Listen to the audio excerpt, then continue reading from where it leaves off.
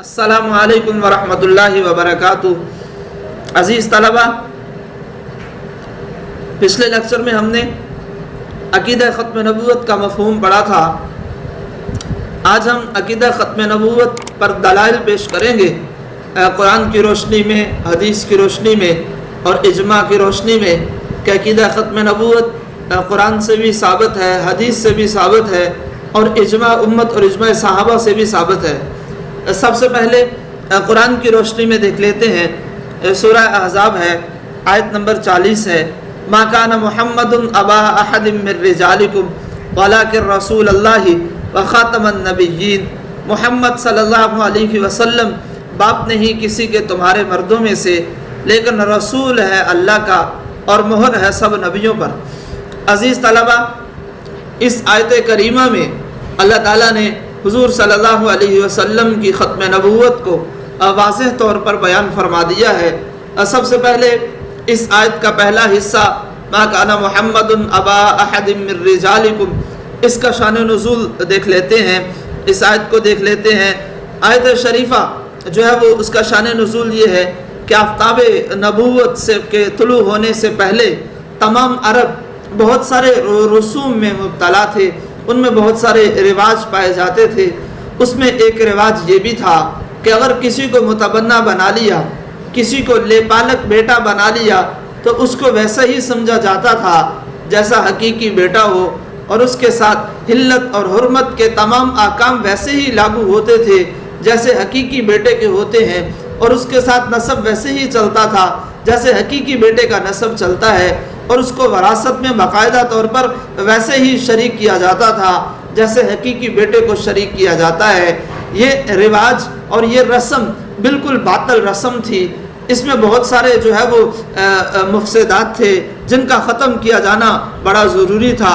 एक तो इख्तलात नसब और दूसरा गैर वारस शरीक को अपनी तरफ से वारस बनाना, और इस तरह के और बहुत सारी चीज़ें थी जिनको ख़त्म करना शरीयत मुतहरा के लिए बड़ा ज़रूरी था।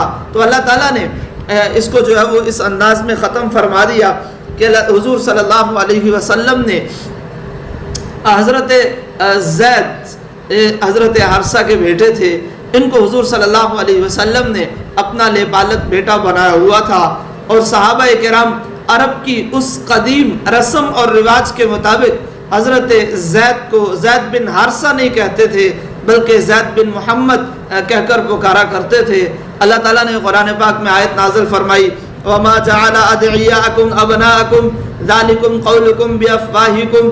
अल्लाह ने तुम्हारे लेपालकों को तुम्हारे बेटे नहीं बनाया। ज़ालिकुम क़ौलुकुम बिअफ़वाहिकुम, ये तो तुम्हारी बातें हैं, तुम्हारे मुँह की बातें हैं। अल्लाह ताला ने जो है वो इनके लिए ये उसूल नहीं बनाया कि तुम उनको अपना हकीकी बेटा जैसा समझो, वो तुम्हारे बेटे नहीं हैं। फिर अल्लाह ताला ने आगे हुक्म भी दिया, उदउहुम लिआबाइहिम, उनको उनके बापों के नाम से पुकारा जाए। जब ये आयत नाज़िल हुई तो सहाबा किराम हज़रत ज़ैद को ज़ैद बिन मोहम्मद नहीं कहते थे, फिर उसके बाद हज़रत ज़ैद को ज़ैद बिन हारसा जो है वो कहकर पुकारा करते थे। यहाँ पर एक बात तो ख़त्म हो गई, इसके साथ ही इसके एक और जो है वो सिलसिला अभी बाकी था, इस पर जो है वो बाकायदा तौर पर अमल ज़रूरी था। तो हुज़ूर सल्लल्लाहु अलैहि वसल्लम के ज़रिए अल्लाह ताला ने इस पर जो है वो अमल करवा के पूरी उम्मत को तालीम दे दी कि लेपालक बेटा उसके हकीकी बेटे जैसे आकाम नहीं होते। हकीकी बेटे के आकाम और हैं, लेपालक बेटे के आकाम जो है वो और हैं। तो हज़रत ज़ैद ने शादी की हज़रत ज़ैनब से, और बाद में घरेलू नाचाकी की वजह से तलाक हो गई, और अल्लाह ताला के हुक्म से हुज़ूर सल्लल्लाहु अलैहि वसल्लम ने हज़रत ज़ैनब से शादी कर ली। तो अरब में मशहूर हो गया, देखो नबी ने अपने बेटे की बीवी से शादी कर ली, नबी ने अपने बेटे की बीवी जो है वो उससे शादी कर ली। तो अल्लाह ताला ने ये आयत नाज़िल फरमाई, मा काना मुहम्मदुन अबा अहदिम मिन रिजालिकुम, कि मोहम्मद सल्लल्लाहु अलैहि वसल्लम तो तुम्हारे मर्दों में से किसी के बाप है ही नहीं है। जब किसी के बाप नहीं है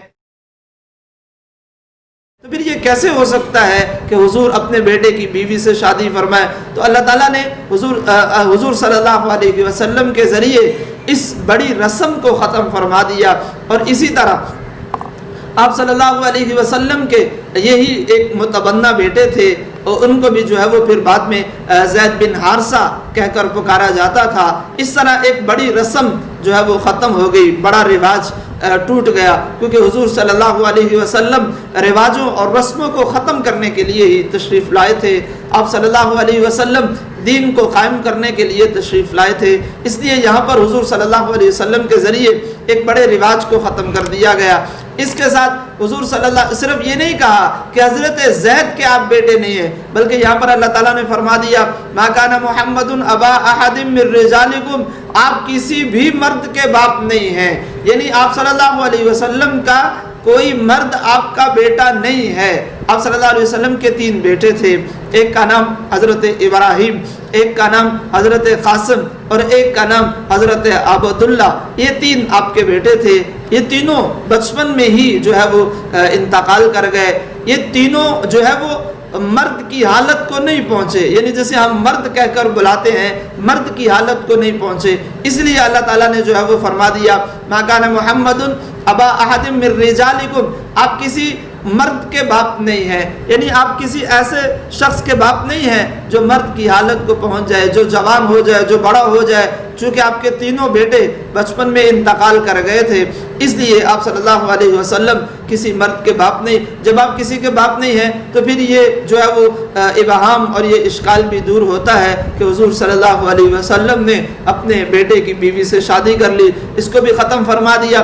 پھر اللہ تعالیٰ نے اس کے ساتھ ہی یہ اصول بھی بیان فرما دیا کہ صرف یہ نہیں کہ آپ کسی کے باپ نہیں ہیں، آپ تو جو ہے وہ آخری نبی ہیں، وَلَٰكِن رسول اللہ، آپ آخری نبی ہیں، آپ اللہ کے رسول ہیں، وَخَاتَمَ النَّبِيِّينَ، آپ نبیوں پر مہر ہیں۔ اب آیت کے دوسرے حصے کی طرف آتے ہیں، اللہ کے رسول، وَلَٰكِن رسول اللہ، لیکن آپ اللہ کے رسول ہیں، وَخَاتَمَ النَّبِيِّينَ، اور نبیوں پر مہر ہیں۔ یہ خاتم لفظ کو دیکھ لیتے ہیں۔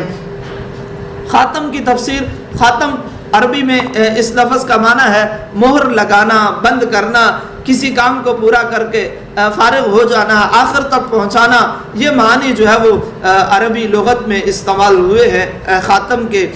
اس کے علاوہ قرآن مجید میں بھی یہ لفظ جو ہے وہ بہت ساری جگہ پر جو ہے وہ استعمال ہوا ہے۔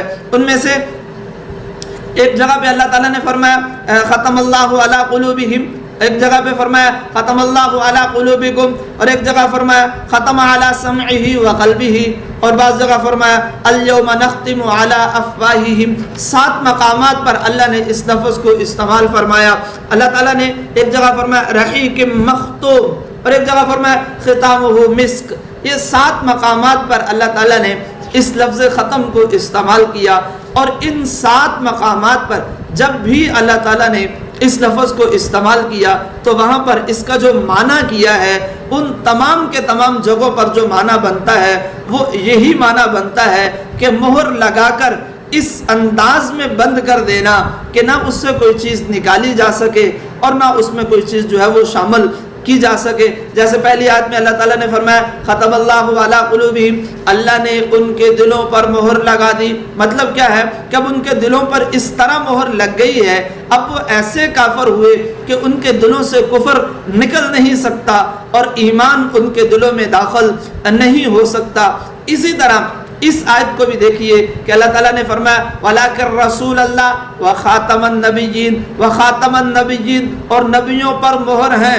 یہ ایسی مہر ہے کہ جتنے انبیاء کرام حضور صلی اللہ علیہ وسلم سے پہلے اس دنیا میں تشریف لائے، جن کو اللہ نے نبوت عطا کی، اب وہ اس نبوت سے باہر نہیں نکل سکتے، اور حضور صلی اللہ علیہ وسلم کی تشریف آوری کے بعد کوئی اور نبی اب جو ہے وہ اس میں داخل نہیں ہو سکتا۔